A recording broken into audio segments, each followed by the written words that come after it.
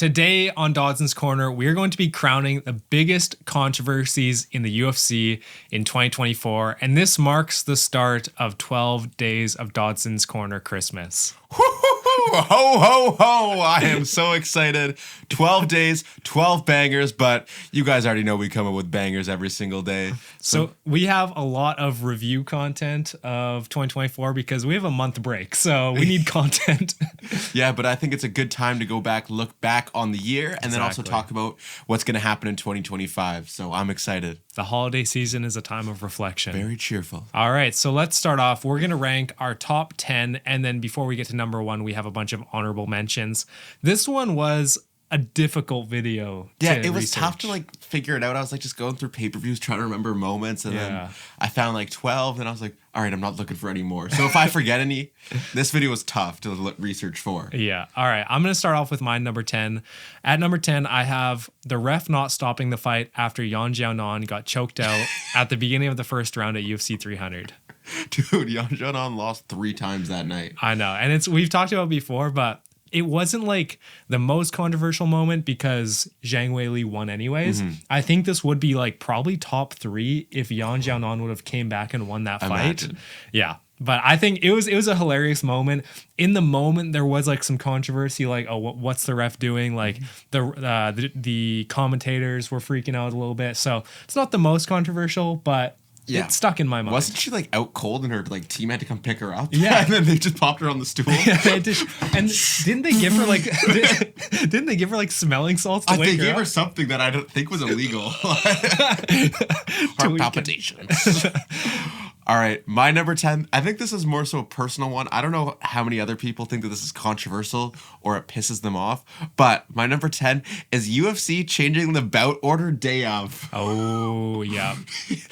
There's nothing more that irks me, especially with us making our predictions, our main card predictions, our prelim predictions, and then to go and switch it on the day of. That didn't even cross my mind. That's a good one. I like that. It irks me, man. I just tell us the card, and if you need to make changes, just don't do them day of, or make them be reasonable changes, not because you want to mess up the card. Yeah. They literally have done it morning of. Change the fights. That must be annoying for the fighters too, not just us, right? They're expecting to go to the arena at a certain time, and then Hunter Campbell calls them and says, look, bud, we're moving you up to the main card. I don't know. Does that annoy you guys? Let us know, because it definitely annoys us, but for an average fan, I don't know. You should see Lucas crash out when they change the bout order. Dude's preying on Hunter's downfall when they do that. All right, let's move on to number 9. At my number 9 spot, I have Jose Aldo getting robbed by Mario Batista. It's pretty low, but I think the reason why we had it so high on the worst moments, I think I had it at number 1 actually. And the reason why I had it high on that list and low on this list is because it's not it wasn't the worst robbery in the world. It was a close fight depending on how you score things.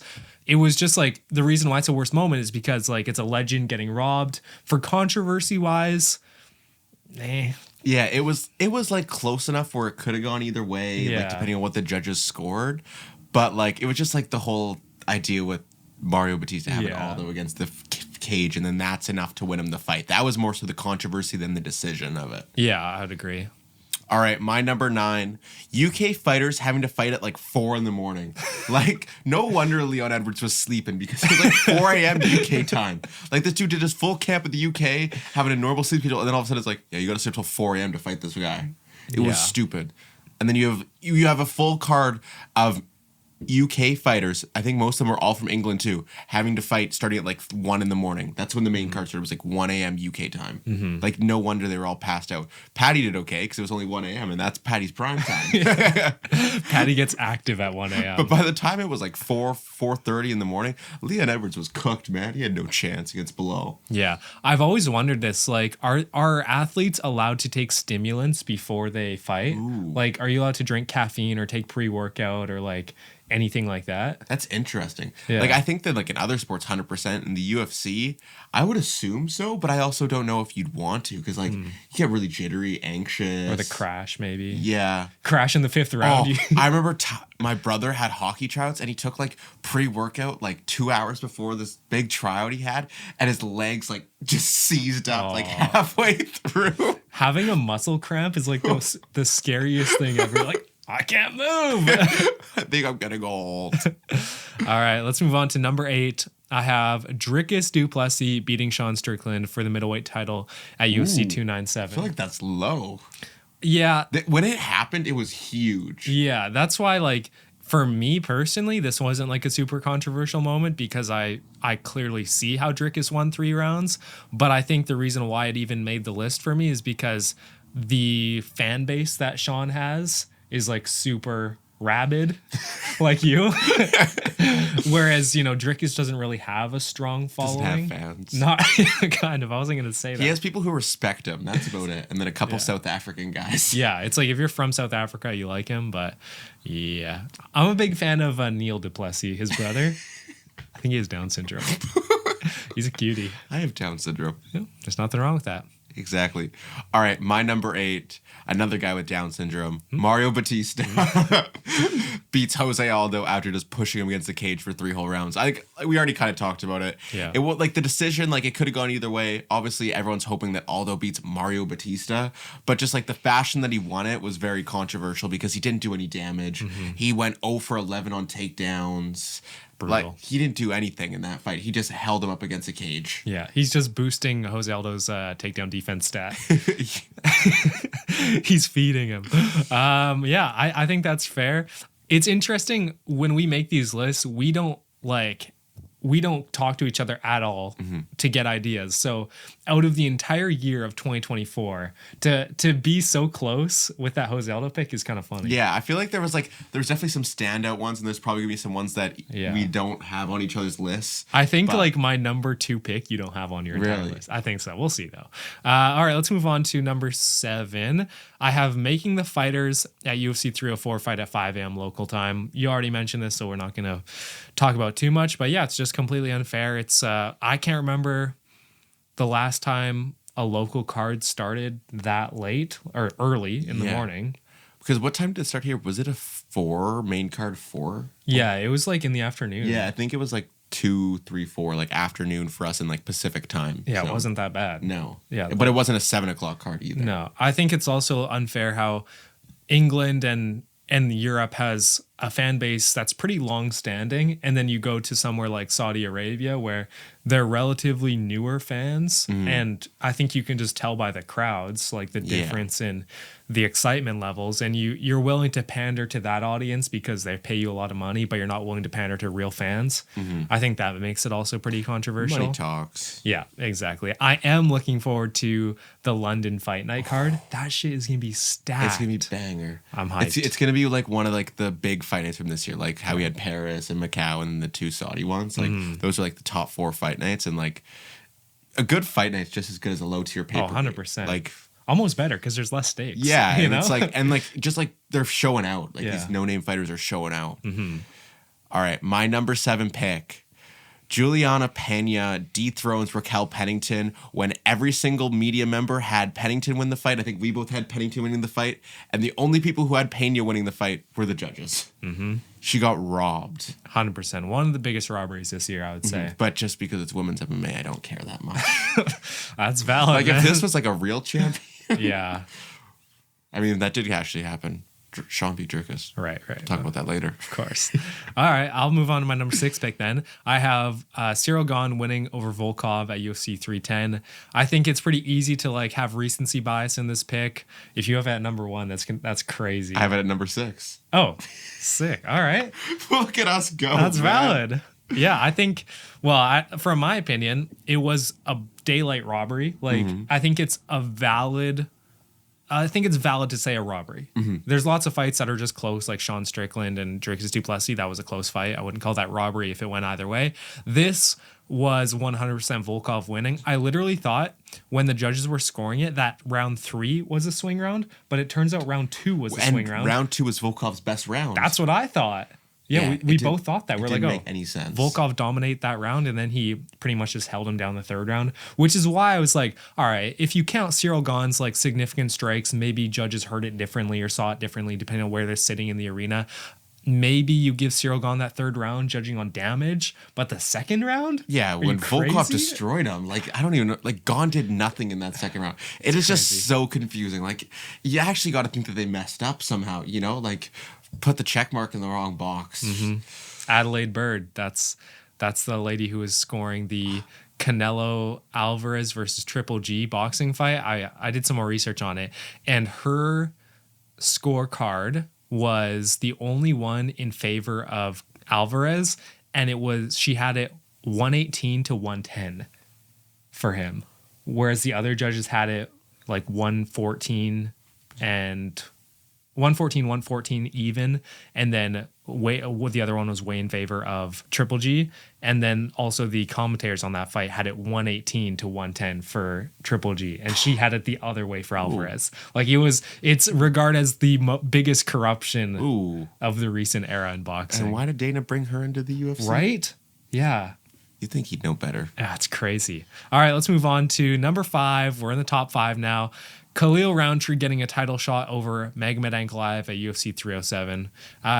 This one was completely unexpected when this got announced.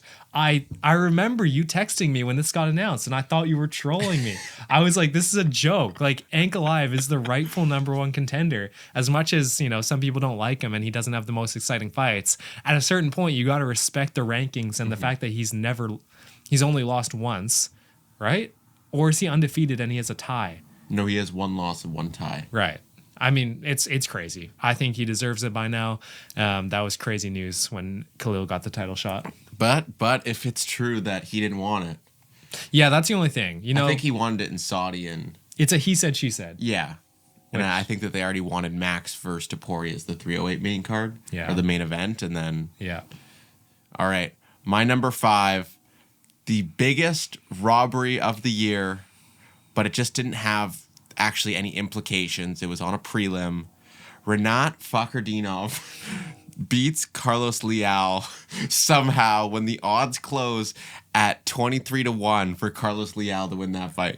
Everyone knows Carlos Leal won that fight, except for he was some no-name Brazilian guy that's not even on a UFC contract that they brought in, basically the guy that was 22-2 or something. Like, there was no way they were going to let Renat lose that fight. No. It was by far the biggest robbery. It just didn't have that big of implications. You know, it's not like this was a number 1 contenders fight like some of the other ones, but it was just such a bad robbery. Yeah. Shout out you for remembering that. I'm proud of you. Dude, I went through all the cards and I was like, what was that robbery? Well, there was actually a couple. I had a couple in my mind. I was like, what were these robberies that were really bad? And then I found it. Nice. All right, let's move on to number 4. I have something you already mentioned, Juliana Pena beating Raquel Pennington 48-47 when every single media member had it 48-47 for Pennington. It's simple. It was one of the worst scoring fights this year, but not quite the worst. I think what you mentioned is definitely a little bit worse in my opinion. I have that one higher up. But yeah, it's a woman's fight. Like, it's not the biggest implications, but it was for a title, so like still meant quite a lot, you know. It's just not in a division anyone cares about. Exactly. It's a women's division, but also the worst women's division. No one cares. People will much rather watch Shevchenko or Zhang Weili. If Shevchenko or Zhang Weili got robbed like that, like at 306, if that was the same fight that Pena and Pennington had, and Shevchenko robbed Grasso, people would probably be a little bit upset. But because it was Pennington and Pena, no one cared. People forgot about the next day. Yeah. Like, I forgot about it until I went and was doing my research, and I was like, oh, that happened. Yeah. All right. My number 4, a case that hits personal to me because I was very mad after this happened.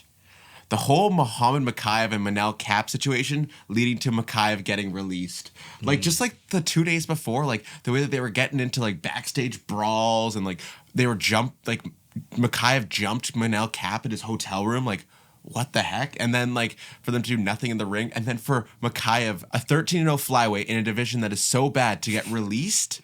Like, Mokaev would be fighting for the belt. Yeah, probably. Honestly.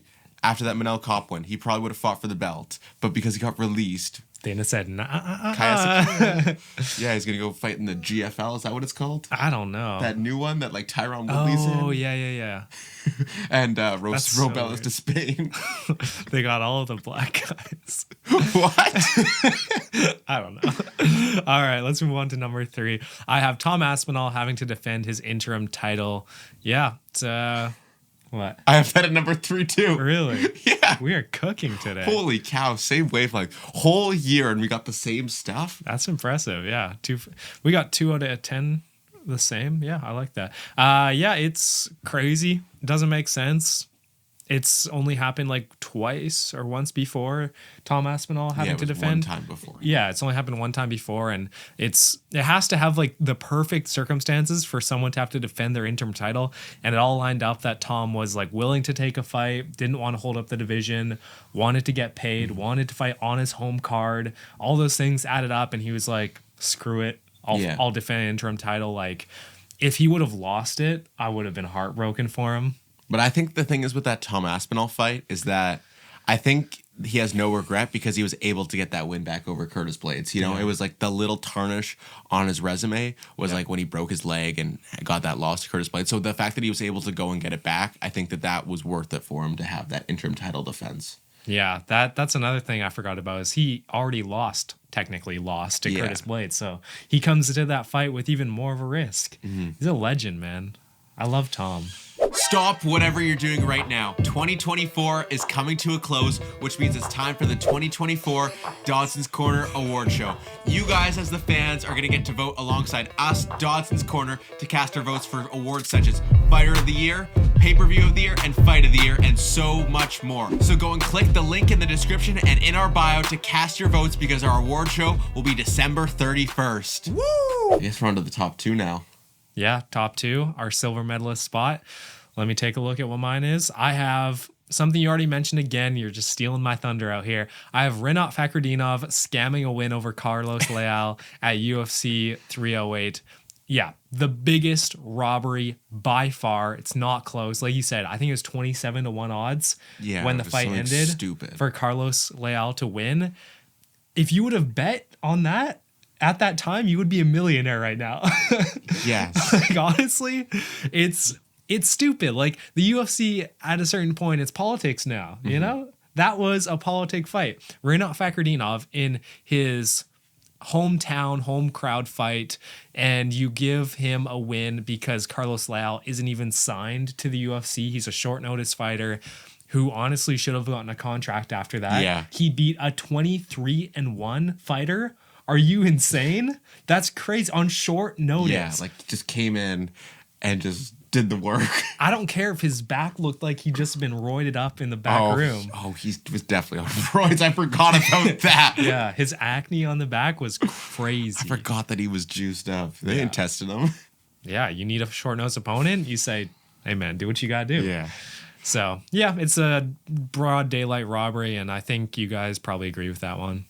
All right, my number 2, Dricus du Plessis beat Sean Strickland by a split decision. I don't think that this was the biggest robbery. It was a close fight, but just like the implications it had. And at the time, people were pissed, man. People thought that this was terrible because Dricus didn't have the name value he does now, and Sean was at his height post beating Adesanya. True. People were pissed, man. I mean, I was pissed. I was mad. I was like, everyone knows how much I disliked Dricus du Plessis after that. I held that resentment for like 6 months against him. Now I can finally respect that he's actually kind of a good fighter. Mm-hmm. But like, man, like at that moment, I was so peeved off. What happens when he robs Hamzat? That's not happening. When they fight? Hamzat's finishing the guy in 1 round. If he robs Hamzat 48-47 though, imagine. Dylan will train to become a UFC fighter. I'm coming for you, Dricus. I think you're Dricus's height, 6'1". Yeah. Yeah. Let's go. Go fight 185. That's easy. Sign him up. You'd have to gain some weight, put on some muscle. Dude, yeah, I'd be small for 185. Yeah. Like, cause I'm like 185 now, and I'm like, if you put you and Dricus in the ring, the difference would be incredible. Oh, it would be crazy. Because I bet he's probably 200, 205 when he gets in that ring. Like, dude's massive. Yeah. He's built like a brick. He has like that. He has like the turkey look, you know, in the supermarket, like the strings on the turkey. It's like Joe Rogan, how he has those like abs. It's weird. Okay, are we moving on to our number one spot then? Yeah. I feel like you might not even have this on your list. Should I go first then with mine? Yeah. My number one, it's very general, but it's just the whole UFC 305 judging. Okay. Because it was terrible. Like, most importantly, like the tie to Ivasa when he landed 4 significant strikes and got the dub. All right, wait, let me say something. And my number one, I have Tai Tuivasa winning a round against Rosenstrike when he threw 4 punches, and specifically the judge getting fired mid-card. Yeah, like it was that bad when the judge got fired. And then there was even like in the Gamrot Hooker fight, there was some weird judging in the rounds there. Oh, yeah. It was just terrible judging. Like, that was when you watched videos after UFC 305, the number one thing that everyone said was how bad the judging was. And I think even the reffing was bad on that too. Yeah, because you had Junior Taffa, I think. Yeah. When he yelled. There was that scream thing. Like, and he's like, I never tapped. But you're screaming in pain. Yeah, that card was just like filled with controversy. Yeah. That's fair. Wow. So we had 3 picks the exact 30%, same. man. That's impressive. Even the number one pick. I was like, I didn't even think my number one pick, like, it's not that controversial, but I feel like the fact that a judge getting fired mid-card has never happened before, I felt like that was pretty significant. Yeah, and I think like it built all of it up. You know, everything that happened on that card for me. Like, I originally just had separately the UFC 305 judging and then tied to Ivasa's like his like the scorecards. Yeah. But I was like, no, this all just has to be grouped together. Like, it was just a whole event of crap and controversy. Yeah, that's fair. Let us know what we missed. I'm sure we're missing some prelims on some fight night. They're gonna be like, where's that little Irish boy? I don't think we need to could have made a mention. whole list of him. He could have been every single spot. True. Yeah, we don't need to talk we didn't about do honorable mentions. Oh, true. All right. Let's bang them out real fast. Honorable mentions. I'm sure we have the same one. I have 2. Okay. I'll go with mine first. Michael Chandler's illegal shots to the back of the head of Charles. Yep. And then my other one, you probably don't have this one, but Bo Nickel being on the main card of like 2 of the biggest pay-per-views of the year. I thought about it. I thought about that. It's stupid. Yeah. It's completely ridiculous. All right. I have like 4 more. I have Alex Pereira's scandal with that fan. I didn't even want to touch that with a 10-foot pole. It's just, it's a weird situation. Hamzat Shamaev pulling out of the Whitaker card in June and then making weight by a hair at UFC 308. Thought that was pretty controversial. Michel Pereira knee to the head while his opponent was grounded and still getting the win. Like, that was technically illegal, but it was in Mexico or Brazil. So, and then the last one I had was Izzy getting a title shot coming off a 1-2 record. Yeah. Fair enough. Yeah. Let us know what we missed or what you would put in your top 3. I'm sure it's all subjective depending on what fighters you actually care about. And yeah, stay tuned for more Dodson's Corner Christmas content. We'll see you guys next time. Peace. See ya.